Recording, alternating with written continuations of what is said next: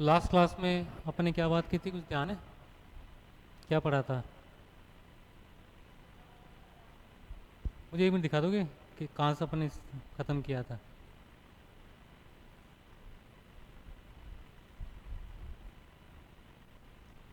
थोड़ा सा दिख जाएगा मुझे। अच्छा, ठीक है, अक्ष पे। हाँ, तो लास्ट टाइम अपन ने पृथ्वी के अक्ष पे बात की थी कि जो हमारी पृथ्वी की अक्ष है वो झुकी हुई है। और कितने डिग्री झुकी हुई है वो? 23.5 डिग्री। यह अक्षीय कोण है। और उसका प्रभाव क्या है कि एक तो सीज़न बनते हैं, ऋतु निर्माण होता है, और दूसरा दिन की अवधि में अंतर आता है, अर्थात पृथ्वी पर सभी जगह दिन समान नहीं होते। ये आवाज़ सही से है क्या आपके, या इको कर रही है? गूंज रही है ना? कम कहाँ से होगी?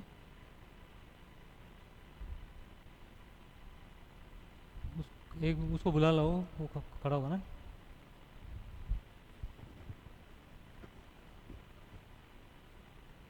यहाँ तक समझने में कोई दिक्कत थोड़ी आई कि अक्ष और पृथ्वी की एक सामान्य सी इसके अंदर अपन देखते हैं आपको, ठीक है? ऐसे ही एक वर्ड आता है ऑर्बिट, जिसको हम कहते हैं कक्षा। कि अपन कहते हैं पृथ्वी अपनी कक्षा में चक्कर लगाती है, अपनी कक्षा में घूमती है।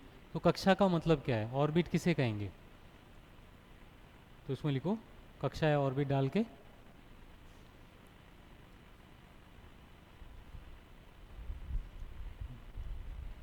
कक्षा या ऑर्बिट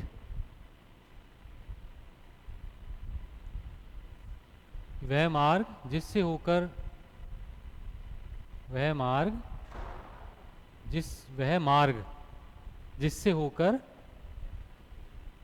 इसको थोड़ा कम, कहाँ थोड़ा सा, वह मार्ग, अब सही आ रही है?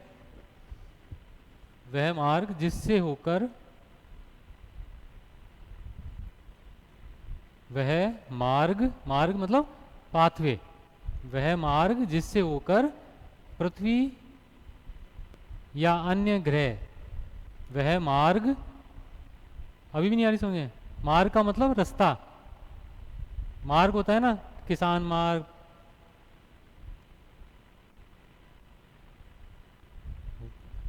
हेलो, अब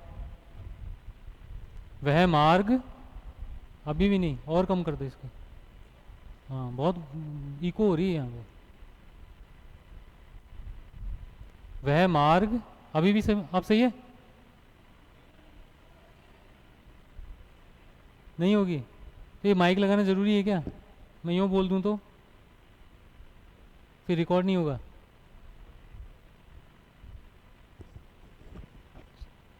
इसको थोड़ा दूर कर लेते हैं। अब लिख लो, वह मार्ग जिससे होकर पृथ्वी अथवा अन्य ग्रह, वह मार्ग जिससे होकर पृथ्वी अथवा अन्य ग्रह सूर्य के चारों ओर चक्कर लगाते हैं। सूर्य के चारों ओर चक्कर लगाते हैं,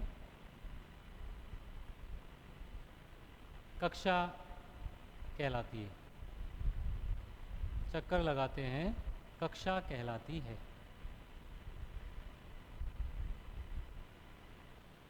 क्वेश्चन आया, हमारी पृथ्वी की जो ऑर्बिट है, कक्षा है, उसका आकार क्या है? उस आकार को हम किससे संबोधित करते हैं? किस तरह का आकार होता है? दीर्घवृत्ताकार। तो लिखो कि कक्षा का आकार, कक्षा का आकार दीर्घ वृत्ताकार, दीर्घ वृत्ताकार है, जिसे अंडाकार, अंडाकार से तुलना की जाती है। कि हम दीर्घवृत्ताकार की हम कंपेयर किससे करेंगे? अंडे के आकार से। इसको इलेप्टिकल शेप कहते हैं। इलेप्टिकल शेप है हमारी, दीर्घवृत्ताकार, अर्थात वृत्त जो था उसको पकड़कर खींच दिया, तो खींचते उसका आकार कैसा हो गया, फैल गया। ठीक है, तो इसके कारण इस तरह की शेप आ गई और पृथ्वी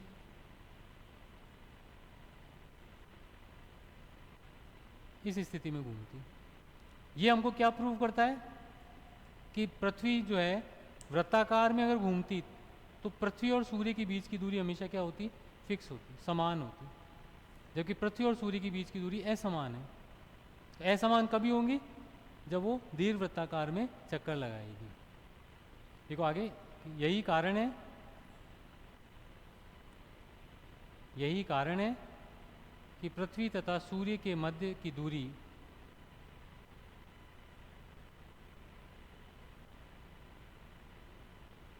असमान होती है। पृथ्वी तथा सूर्य के मध्य की दूरी असमान होती है। जैसे जैसे नंबर फर्स्ट आता है उपसौर।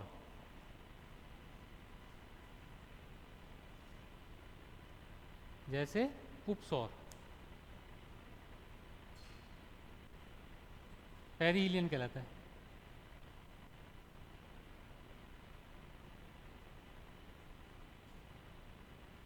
अब उपसौर जो है वो ये वाली स्थिति है कि जब पृथ्वी और सूर्य सबसे नज़दीक होते हैं। तो लिखो उपसौर में डैश करके,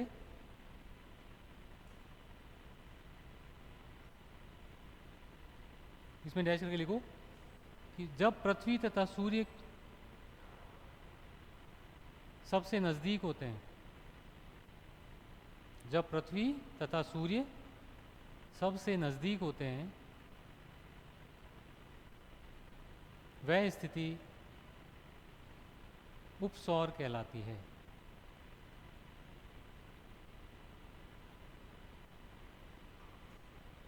जो कि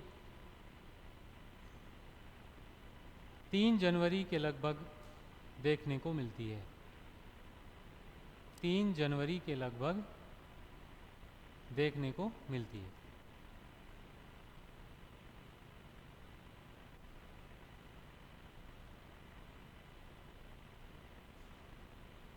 ये जो डिस्टेंस है उपसौर की, ये लगभग होती है आपकी 14.9 करोड़ किलोमीटर।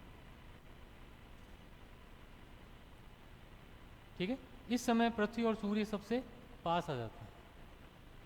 ठीक है, दूसरी स्थिति जब आती है वो कहलाती है अपसौर, एपीहिलियन। अपसौर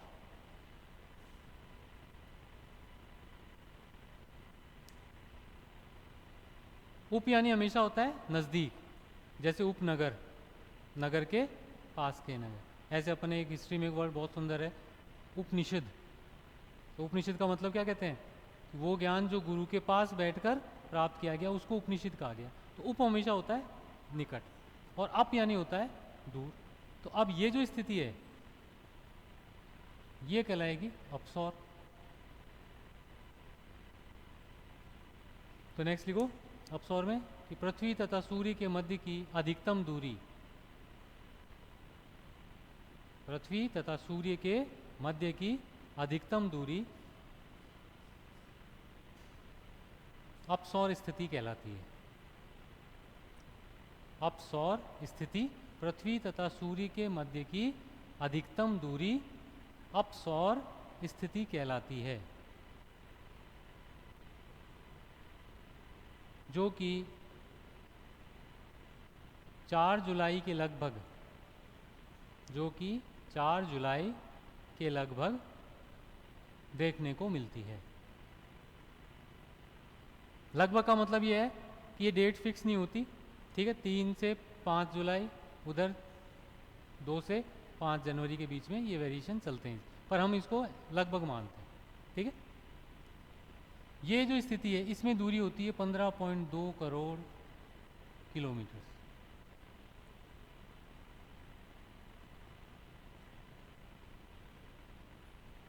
तो एक तो हमको ये चीज़ सिद्ध हो जाती है कि हमारी पृथ्वी और सूर्य के बीच की दूरियों में चेंज है, और ये स्थितियाँ, दो स्थितियाँ आपके। अब देखो इसमें थोड़ा सा ट्विस्ट क्या आता है कि जब पृथ्वी और सूर्य पास पास होंगे तो गर्मी होनी चाहिए, होती क्या है? सर्दी। और जब दूर दूर हैं तो होनी चाहिए सर्दी, होती क्या है? जुलाई। मतलब भारत का सबसे गर्म महीना जुलाई, भारत का सबसे ठंडा महीना जनवरी। तो ये उल्टा क्यों हुआ है? हाँ, कि सूर्य का जो प्रभाव होता है वो उस समय गोलार्ध वाइज होता है। आगे इसको अपन क्लियर करेंगे, पर ये आपको ध्यान रखना है, ठीक है। अब नीचे नोट डाल के लिखो एक खगोलीय इकाई।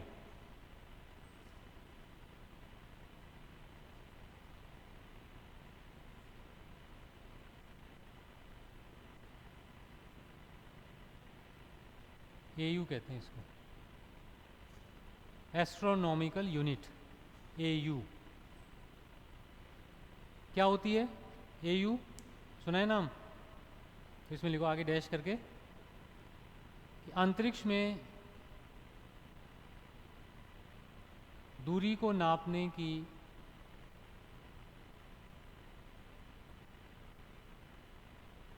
इकाई एयू इकाई होती है, एयू इकाई होती है? एयू का मतलब एस्ट्रोनॉमिकल, खगोलीय इकाई या एयू इकाई होती है, जो कि एक एयू बराबर 14.9 करोड़ किलोमीटर होती है। 14.9 करोड़ किलोमीटर एक एयू। हमेशा क्वेश्चन आया हुआ है कि एक एयू की डिस्टेंस कितनी होती है, तो 14.9 करोड़। अब ये 14.9 करोड़ किलोमीटर की हमने इकाई मानी क्यों? इसको राउंड फिगर में क्यों नहीं रखा, या इतना ही क्यों रखा? इसके पीछे क्या कारण है? इसके पीछे कारण है पृथ्वी और सूर्य के बीच की दूरी। हमने इकाई के रूप में किसको मान लिया? पृथ्वी और सूर्य के बीच की दूरी को मान लिया। अब क्योंकि वो चेंजेबल थी तो हमने क्या किया, इस इकाई, सॉरी इस 7 है और इस इकाई, इन दोनों का औसत ले लिया। सबसे पास 14.7 करोड़ किलोमीटर, इसको 7 कर लेना, और सबसे दूर है 15.2 करोड़ किलोमीटर। इन दोनों का औसत लेते हैं तो औसत मान आता है 14.9, ठीक है। तो कई एग्जाम्स में क्वेश्चन आया है कि अंतरिक्ष में दूरियां नापने की इकाई हम किसको मानते हैं? एयू है। एयू क्या होती है? सूर्य और पृथ्वी के बीच की दूरी। अब जितनी एयू होंगे, किसी तारे की दूरी नापते हैं इतनी एयू से, तो वो फिर अपने आप आपकी डिस्टेंस निकल कर आ जाती है, ठीक है। तो ये हमारी इसी थ्योरी पे बेस करती है। क्लियर? अब इसके बाद में जो छोटा सा एक टॉपिक आता है जो आप सभी को आता है, अक्षांश और देशांत। हेडिंग डाल दो, अक्षांश और देशांत।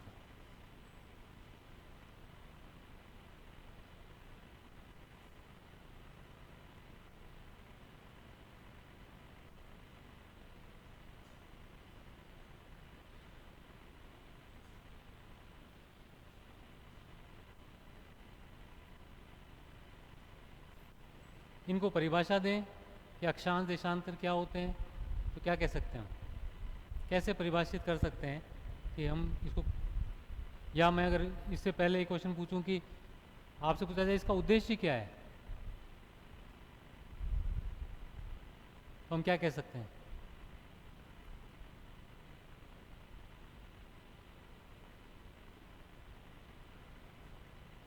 कभी आप लोगों ने सोचा हो अक्षांश क्या है? वो बताओ मुझे कि किस चीज़ में आप सोचते हो अक्षांश का मैं परिभाषा दूं तो ये दूं।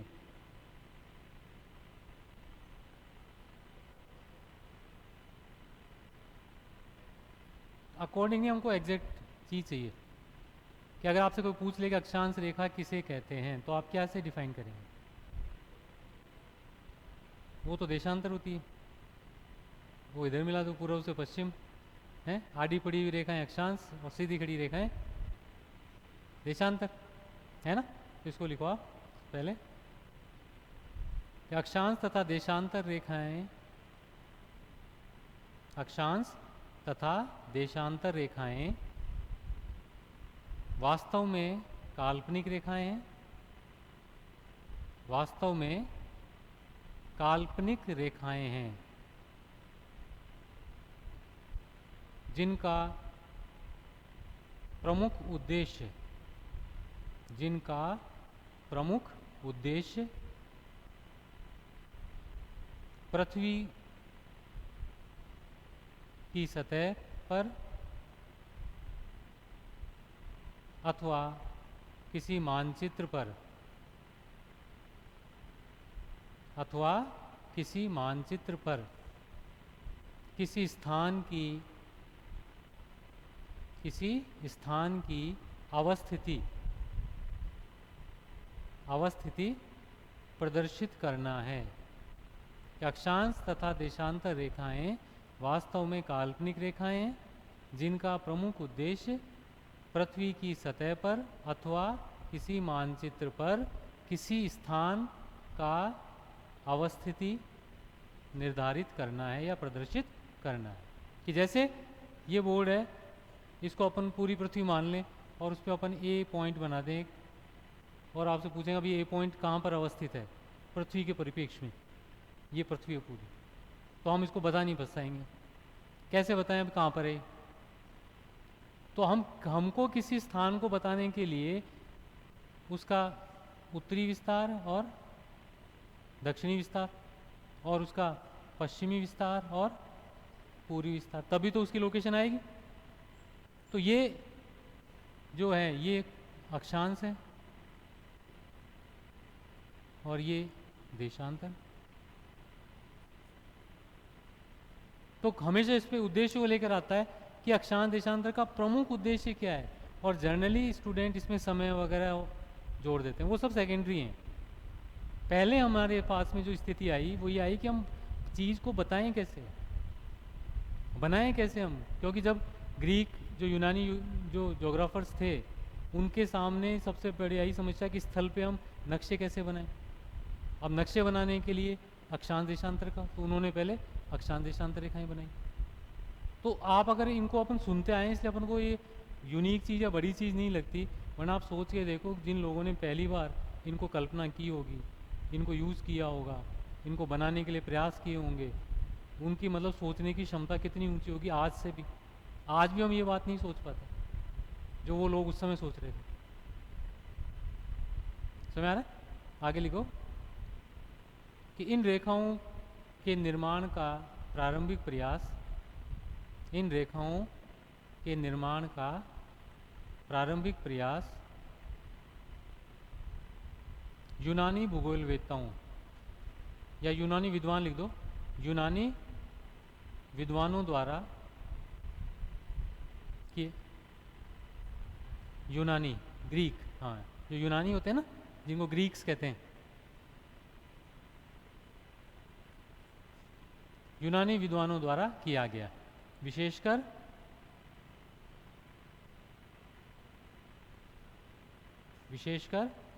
टॉलेमी,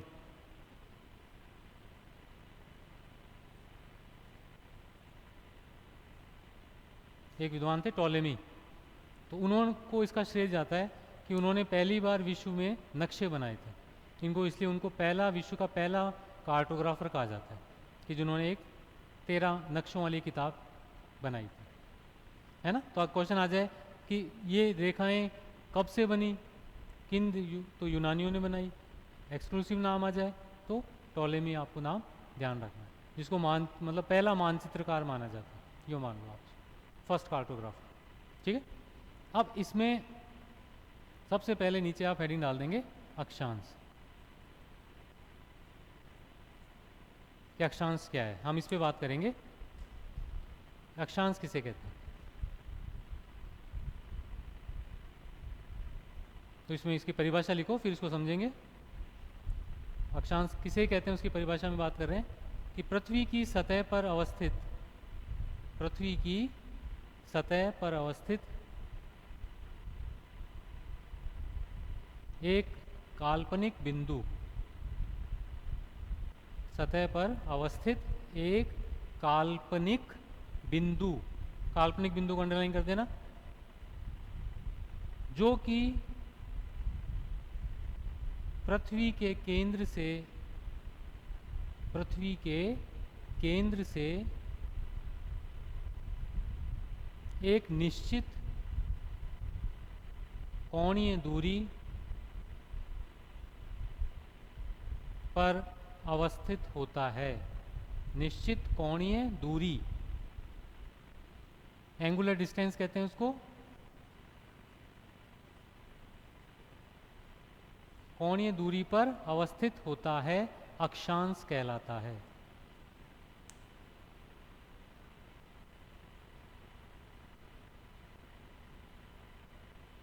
अब इस परिभाषा में दो तीन चीजें आपको ध्यान रखना है। पहला, वो अक्षांश कहां पर है? पृथ्वी की सतह पर। वो भी एक कल्पना है, ठीक है। हमने क्या किया, जब इन अक्षांश को निर्धारण को लेकर बात आई तो हमने ये माना कि हमारी पृथ्वी की जो सतह है, इस सतह का कोई भी बिंदु, कि जैसे ये बिंदु है और ये हमारी पृथ्वी का केंद्र है, तो ये बिंदु जितने डिग्री का कोण बनाएगा, जैसे 40 डिग्री का कोण बन रहा है तो ये 40 डिग्री अक्षांश होगा। इसलिए भूमध्य रेखा 0 डिग्री, ध्रुव 90 डिग्री। तो हर बिंदु यहाँ पे 1 डिग्री से लेके और यहाँ तक 90 डिग्री। तो अक्षांश बिंदु है, केवल डॉट, जो निश्चित कोणीय दूरी पर, मतलब कोण पर होती है, अक्षांश कहलाता है। हम आज अब यहाँ बैठे हैं, ये भी पृथ्वी केंद्र से एक कोण बना रहा है, उतने डिग्री का ही वो अक्षांश है। क्यों? क्योंकि इन रेखाओं को बनाने के लिए जरूरी था एक निश्चित मेथड। ऐसे नहीं कि हर अपने अपने मन मर्जी से अक्षांश खींच रहा है।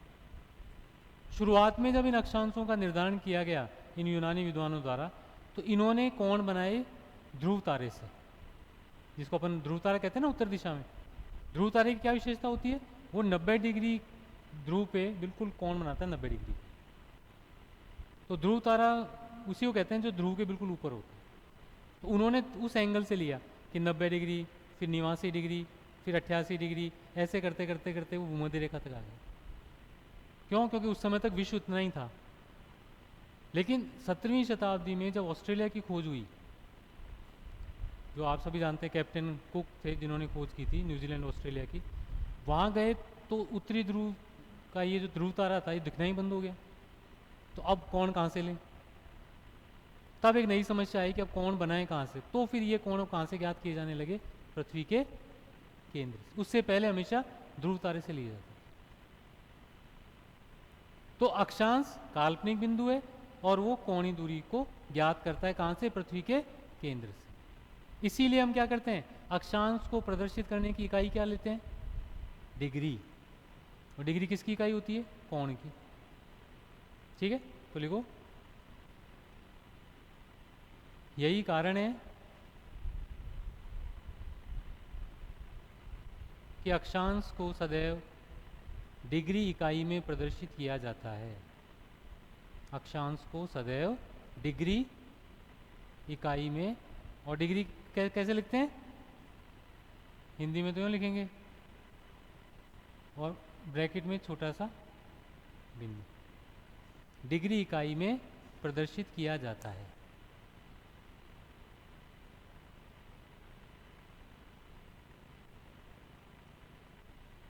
कई लोग गलती से इनको क्या लिख देते हैं? भूमध्य रेखा के समानांतर खींची गई रेखाएं अक्षांश रेखाएं कहलाती हैं। अब उसमें हमेशा इंटरव्यू में फंसते हैं कि फिर भूमध्य रेखा क्या है? भूमध्य रेखा खुद भी अपने आप में अक्षांश है। तो फिर वही सवाल वापस खड़ा हो गया, इसका मतलब अक्षांश की सही परिभाषा नहीं है यहाँ पे। तो अक्षांश काल्पनिक बिंदु हैं पृथ्वी की सतह पर। अब दूसरा क्वेश्चन आया, पृथ्वी पर कुल कितने अक्षांश हैं? 180, 181, 182, 179। तो आंसर क्या लेंगे?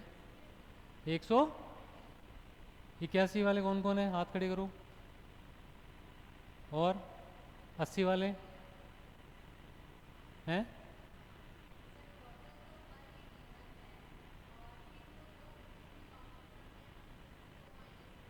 क्या काउंट होते हैं, क्या माइनस होते हैं? यही चीज़ मैं क्लियर करना चाह रहा हूँ कि अक्षांश हमेशा 181 है। तो लिखो अक्षांशों की कुल संख्या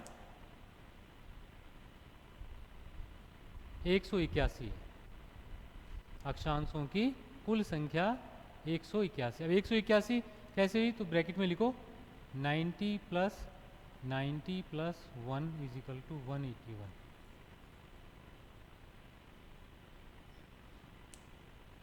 90 कैसे हुए?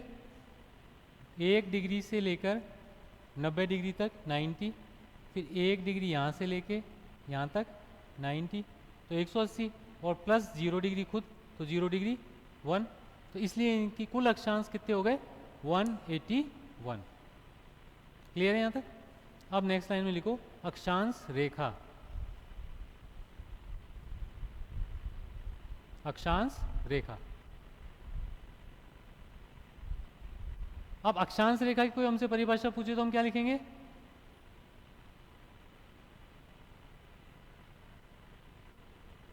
समान मान वाले अक्षांशों को मिलाने वाली काल्पनिक रेखा। क्यों? अक्षांश की परिभाषा तो आ गई। अब एक ही मान के जितने भी अक्षांश हैं उनको अगर अपन ने मिला दिया तो वो क्या होगी? अक्षांश रेखा। तो इसको लिखो एक काल्पनिक रेखा, एक काल्पनिक रेखा जो कि समान मान वाले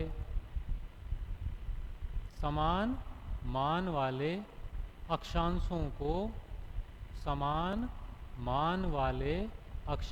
को मिलाती हुई पूर्व से पश्चिम की ओर खींची जाती है। मिलाती हुई पूर्व से पश्चिम की ओर खींची जाती है, अक्षांश रेखा कहलाती है। 3 बातें इसमें महत्वपूर्ण है। नंबर फर्स्ट, ये काल्पनिक रेखा है। नंबर सेकंड, ये समान मान वाले अक्षांशों को मिलाती है। और नंबर थर्ड, ये पूर्व से पश्चिम की ओर खींची जाती है। इसका मतलब ये हुआ कि ये जो 40 डिग्री है, अब इस जगह जितनी भी 40 डिग्री हैं, जितने भी अनगिनत हैं, उन सभी को हमने जब एक लाइन से ड्रॉ कर दिया तो ये लाइन कहलाई 40 डिग्री अक्षांश रेखा। क्योंकि इस रेखा पर जितने भी बिंदु हैं वो सेंटर से 40 डिग्री का ही कोण बना रहे हैं। दूसरा, हमने ये माना कि ये लाइन हमेशा पूर्व से पश्चिम की ओर खींची गई है। वैसे सर्कल है ये, और सर्कल में कभी पता नहीं लगता कि शुरू कहाँ हुआ और कहाँ अंत कहाँ हुआ, लेकिन इसके बावजूद हमने सिद्धांत में क्या माना कि ये पूर्व से पश्चिम। क्यों? पश्चिम से पूर्व क्यों नहीं माना? कई स्टूडेंट ये कहते हैं साहब पश्चिम से पूर्व होती क्यों? क्योंकि पृथ्वी पश्चिम से पूर्व घूमती है। तो अगर ये पृथ्वी के घूमने से बनती तो फिर ये प्राकृतिक रेखा होती, काल्पनिक नहीं होती। और प्राकृतिक रेखा होती तो जब ये बाइक चलाते तो बाइक बीच में उछलती, नीचे देखते तो कि अक्षांश रेखा ही थी। होता ना ऐसा? तो प्राकृतिक रेखा नहीं है, ये काल्पनिक है। इसका मतलब हमने इमेजिनेशन की है इसकी। क्यों की है? क्योंकि हमको अवस्थिति करनी थी। लेकिन साथ ही साथ इंपॉर्टेंट चीज़ क्या है कि ये पूर्व से पश्चिम क्यों हुई? क्योंकि सूर्योदय या काम पूर्वी गोलार्ध में पहले होता है, तो इसलिए ये भी पूर्व से पश्चिम की ओर खींची गई होंगी। सिद्धांत है ये केवल। लेकिन क्वेश्चन आया हुआ है कि इनका निर्धारण किस दिशा में माना जाता है, तो हमेशा पूर्व से पश्चिम की ओर माना जाता है। ठीक है? अब इनकी कुल संख्या देखो, अक्षांशों की कुल संख्या, अक्षांश रेखाओं की कुल संख्या होती है, अक्षांश रेखाओं की कुल संख्या कितनी? 179। ये हो जाएगी। और ब्रैकेट में लिख दो 181 माइनस 2 इज इक्वल टू 179। 9।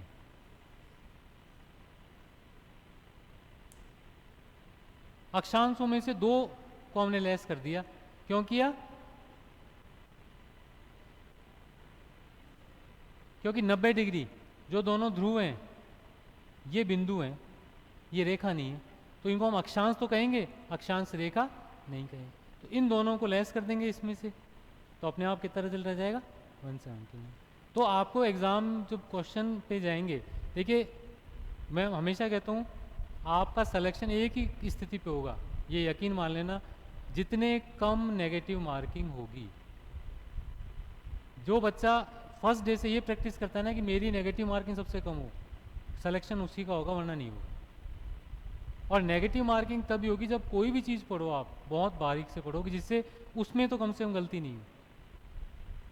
तो यहाँ जब एग्जामिनर क्वेश्चन देगा तो ये आपको अच्छी तरह दिमाग में पढ़ना है, 2 बार पढ़ना है कि वो अक्षांश पूछ रहा है या अक्षांश रेखा पूछ रहा है। जल्दी नहीं, कई क्वेश्चन तो अपन क्या करते हैं, खुशी के मारे ही गलत कर जाते हैं कि आधा क्वेश्चन पढ़ा और टिक, और एग्जामिनर इसी का फ़ायदा उठाता है, उसको पता होता है कहाँ एक क्वेश्चन को चेंज करना है। ठीक है, अब इन अक्षांशों की कुछ विशेषताएं हैं, वो लिखो आप। अक्षांश रेखाओं की विशेषताएं।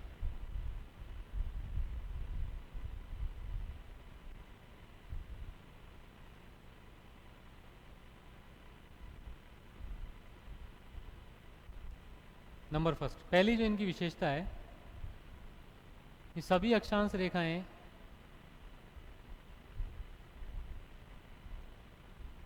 असमान आकार के वृत्त होती हैं। असमान आकार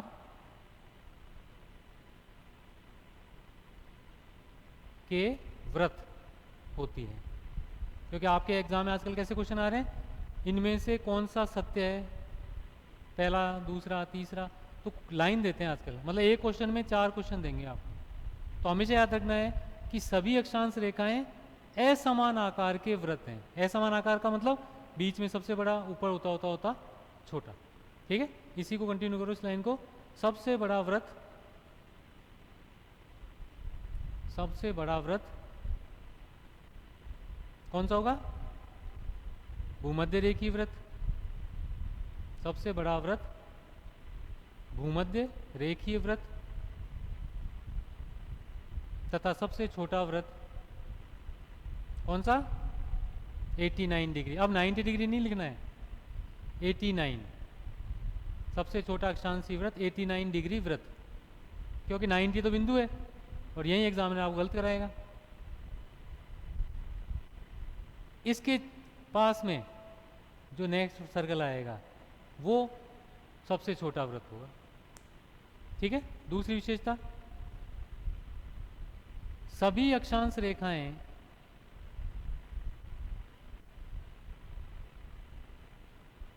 समानांतर रेखाएं होती हैं। समानांतर रेखाएं होती हैं, अर्थात इनके मध्य की दूरी सदैव समान होती है।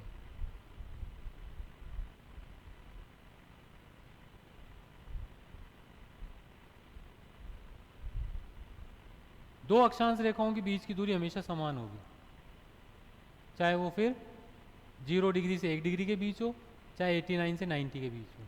और कितनी होती है? 111 किलोमीटर। तो लिखो 111 किलोमीटर या 69 मील। अगर हम मील में इसको कहेंगे, ठीक है, या 60 नॉटिकल मील।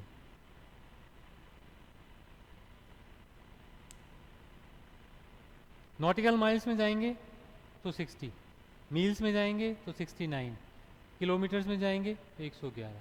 तीनों क्वेश्चन आए हुए हैं। अभी कोरोना से पहले जो एसएससी का लगा उसमें क्वेश्चन ही क्या पूछा? महासागरों पर अक्षांश रेखाओं के बीच की दूरी कितनी होती है? अब महासागर पे नापने की इकाई क्या होती है? नॉटिकल मील। ठीक है, और उसमें फिगर क्या दिया है? सेम फिगर दिया, एक और दिया था, बस क्या है, सब जगह नॉटिकल मील लिख दिए। तो एग्जाम में कॉन्सेप्ट वही होगा, बस वो आपको घुमाएगा बार बार, और आपको सिद्धांत अच्छी तरह पढ़ के जाएंगे तो फिर कभी भी आपके दिमाग में इसमें घूमे नहीं आए, क्योंकि नॉटिकल माइल हमेशा समुद्र पर ही होता है। समझ आ गया? क्लियर है? अब ये जो क्षेत्र है अक्षांश रेखाओं के बीच का, उसको हम कहते क्या है? कटिबंध जोन। तो लिखो आप, इस क्षेत्र को, किसको? जो मध्य का क्षेत्र है ना, कटिबंध के नाम से जाना जाता है, जोन।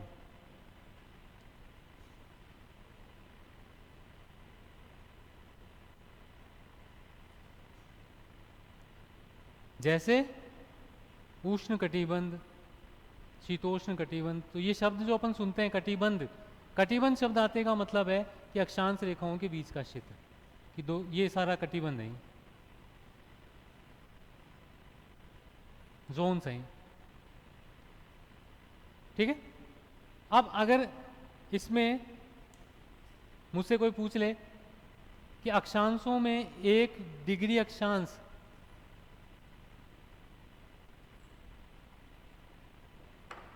धरातल पर कितनी दूरी धारण करता है?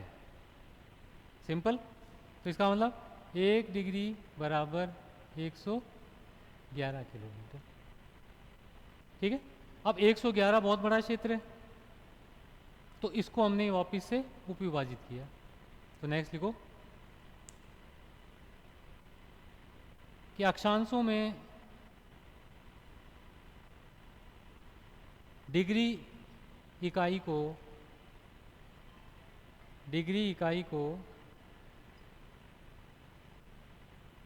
60 उपभागों में बांटा जाता है। 60 उपभागों में बांटा जाता है, जिन्हें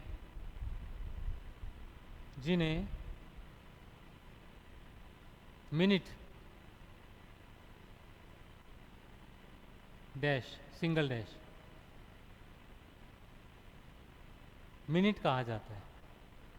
ऊपर की तरफ डैश आएगा।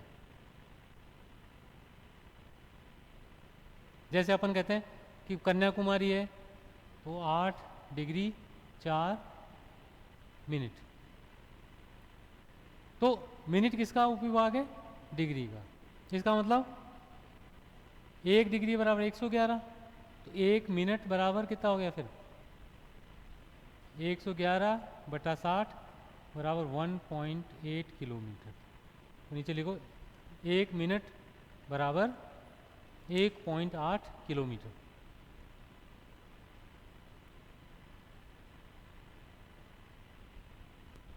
तो 1 मिनट की दूरी 1.8 किलोमीटर हो जाती है धरातल पर।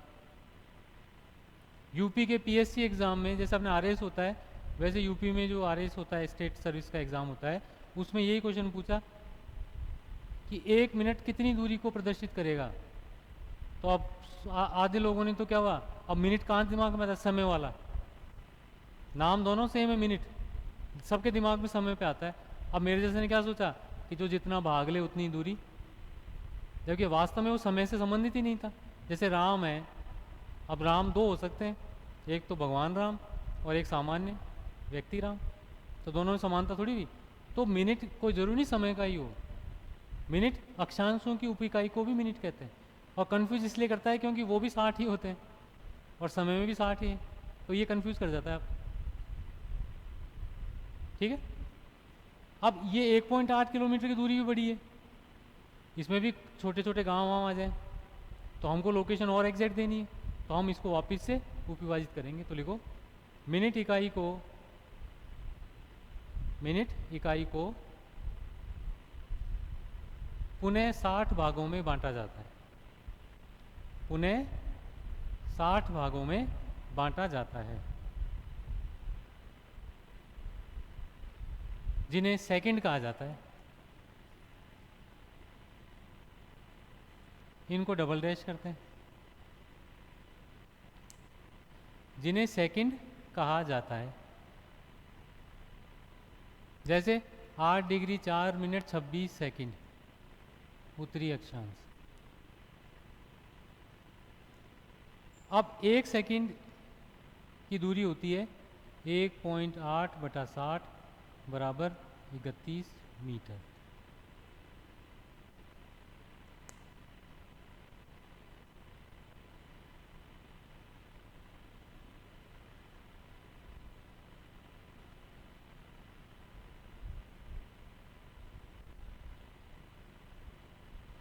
अब अगर मैं एग्जामिनर बनूँ और मैं क्वेश्चन बनाऊँ तो मैं ये बना सकता हूँ कि अक्षांश देशांतर रेखाओं में न्यूनतम धरातल पर कितनी दूरी को प्रदर्शित किया जा सकता है।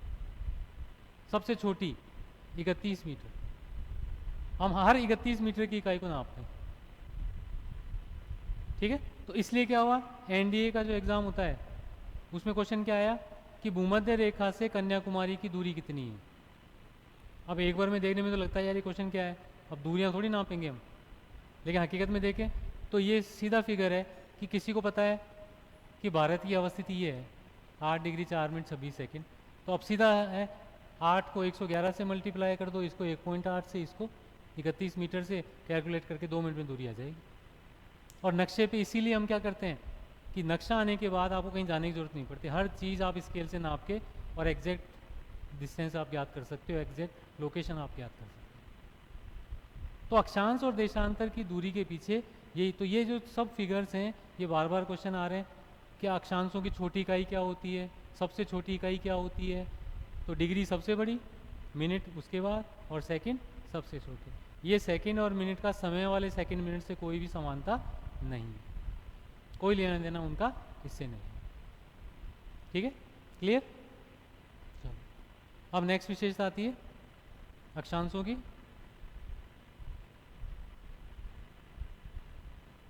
प्रमुख अक्षांश रेखाएं।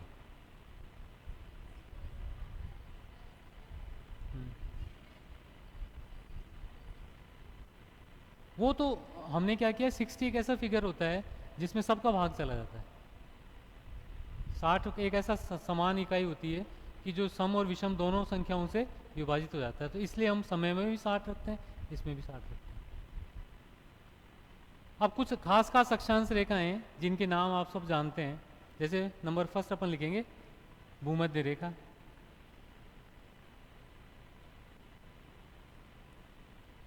पहली अक्षांश रेखा है भूमध्य रेखा। क्या विशेषता है इसकी, भूमध्य पृथ्वी को 2 बराबर भागों में बांटती है। ठीक है, तो लिखो कि यह रेखा पृथ्वी को 2 बराबर भागों में विभाजित करती है।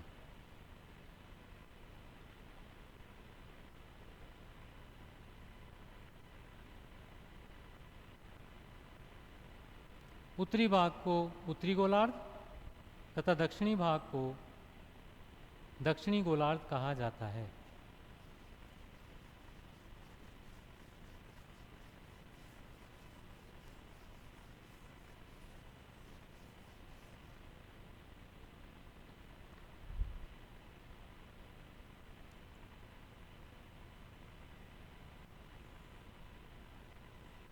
ये हो गया उत्तरी गोलार्ध और ये हो गया दक्षिणी गोलार्ध। ठीक है, इसलिए अभी किसी एग्जाम में आया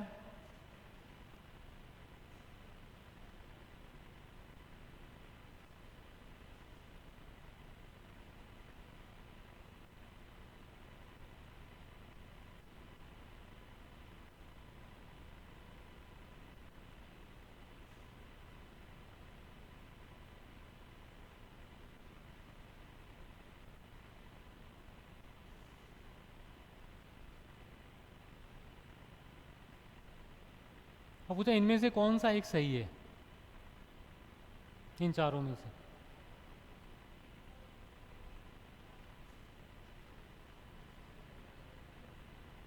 हैं नंबर बताओ, first second third fourth. Fourth. Fourth पे कितने हाथ उठाओ, कितने जने हैं जो फोर्थ मानते हैं? और भी कोई आंसर हो सकता है? हाँ या ना? तो डरने की क्या बात है, तो इसमें गलती तो होगा। तो का यहाँ कौन सा नेगेटिव मार्किंग कर रहा हूँ मैं? तो आंसर क्या होगा? ये मध्य अक्षांश, ये सब आप कंफ्यूज करने के लिए दिए जाते हैं। अर्थात 0 डिग्री अक्षांश के साथ में कभी भी उत्तर या दक्षिण शब्द नहीं लगेगा। उत्तर और दक्षिण कहाँ लगेगा? अब उत्तरी गोलार्ध में 1 डिग्री से लेकर 90 डिग्री तक जितने भी अक्षांश होंगे वो सब उत्तरी अक्षांश, और दक्षिणी अक्षांश में 1 डिग्री से 90 डिग्री तक सब दक्षिणी अक्षांश। इसलिए अपने से क्या पूछते हैं? भारत की या राजस्थान की अवस्थिति देते हैं और उसमें उत्तर दक्षिण पूर्व पश्चिम घुमाते हैं, फिगर सेम देंगे और कहेंगे इनमें से एक सही बताओ। तो उसका सबसे अच्छा तरीका क्या है, दिमाग में क्लियर रखना है, उत्तरी गोलार्ध में भारत है तो इसका मतलब भारत में सारी अक्षांश उत्तरी ही होंगे, कोई दूसरा अक्षांश होगा ही नहीं, चाहे हम कन्याकुमारी से स्टार्ट करें और चाहे जम्मू कश्मीर तक चले जाए। समझ आ रहा है? लिखो, इस रेखा की कुल लंबाई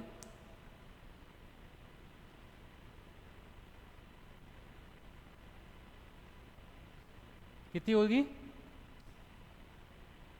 40,075 किलोमीटर है।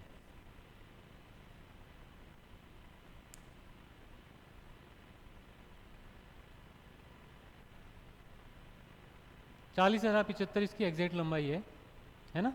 इस रेखा का सर्वप्रथम सटीक मापन, इस रेखा का सर्वप्रथम सटीक मापन प्रसिद्ध यूनानी विद्वान प्रसिद्ध यूनानी विद्वान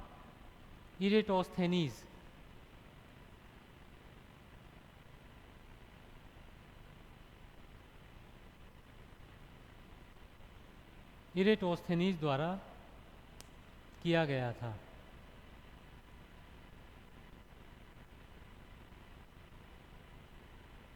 इरेटोस्थेनीज वो पहले व्यक्ति थे जिन्होंने भूमध्य रेखा की लंबाई शुद्धतम बताई थी। इससे पहले और इसके बाद भी बहुत से लोगों ने गलत बताई थी। तो इरेटोस्थेनीज के 2 योगदान हमेशा ध्यान रखिए, एक तो भूमध्य रेखा का सटीक मापन, दूसरा भूगोल को जो ज्योग्राफी कहते हैं, ये ज्योग्राफी शब्द सबसे पहले इसी व्यक्ति ने दिया था। इन्होंने अपनी किताब लिखी थी, उसका नाम था ज्योग्राफिया, तब से भूगोल का नाम फिर हो गया ज्योग्राफी। तो ये 2 योगदान हमको इसके मिलते हैं। ठीक है, कल होमवर्क में एक छोटा सा आपको होमवर्क लिख करके लाना है, जो मैं आते ही पूछूंगा आपसे। होमवर्क है आपका कल का, भूमध्य रेखा पर अवस्थित देशों के नाम, ये मुझे कल बताएंगे आप कि कौन कौन से देश भूमध्य रेखा के ऊपर आते हैं। ठीक है, उनकी कुल संख्या और वो किस किस महाद्वीप में कितने कितने देश हैं, ये कल आपको मुझे क्लास में आते हैं सबसे पहले ये बताना है। ठीक है, बहुत सीधा है, कोई ज़्यादा टिपिकल नहीं है। ठीक है, तो ये भूमध्य रेखा हो गई। अब ये जो भूमध्य रेखा है इसका एक नाम और मिलता है, विषुवत रेखा। तो लिखो, इस रेखा को विषुवत रेखा के नाम से भी जाना जाता है।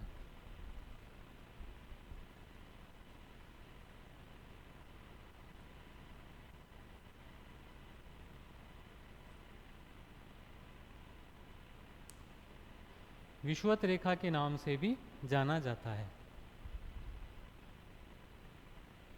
विषुवत रेखा क्यों कहते हैं? जब एक नाम दे दिया भूमध्य रेखा, तो फिर वापस ये नाम देने की जरूरत क्यों पड़ी हमको?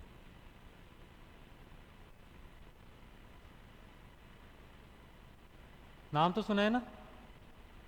तो लिखो, क्योंकि इस रेखा पर सदैव विषु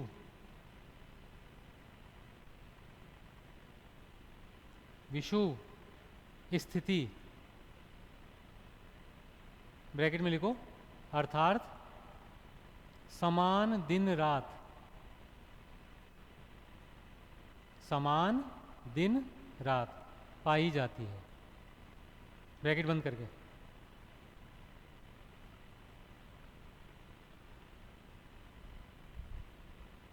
इंग्लिश में एक वर्ड आता है इक्विनॉक्स, EQUINEX,